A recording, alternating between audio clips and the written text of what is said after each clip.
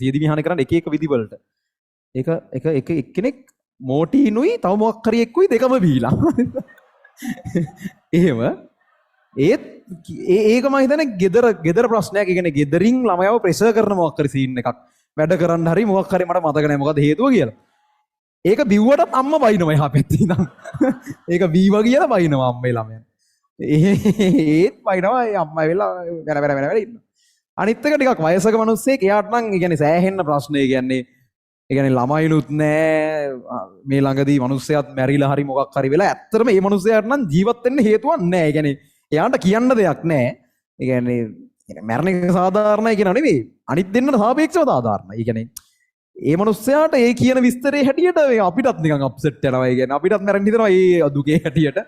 ලෝකේ hina වෙන්න හොඳ නෑ මේ මාරිද අපි මෙහෙම කිව්වට මේ ඒ කියන්නේ ගොඩක්ම ලොකු ප්‍රශ්න ගොඩක්. එයා ඇත්තටම සාධාරණයි.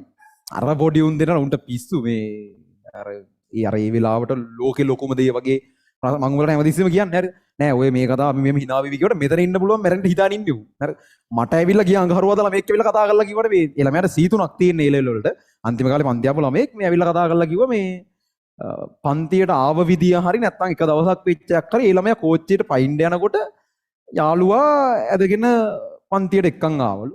ඊට පස්සේ පන්තිය ඉවරලා යනකොට නිකන් කතා කරලා අර ළමයා කියලා යාළුවා කියලා කතා කරලා ගියාලු.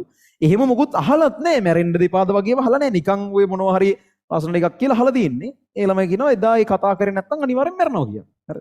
එහෙම උන් ඉන්නවා ඒවා මේ ඔය මොන කතන්දර මට ඕන තරම් මට මේ වෙනකොට මම ටියුෂන් වල තාම අවුරුදු 5 ඉඳලා තියෙන්නේ.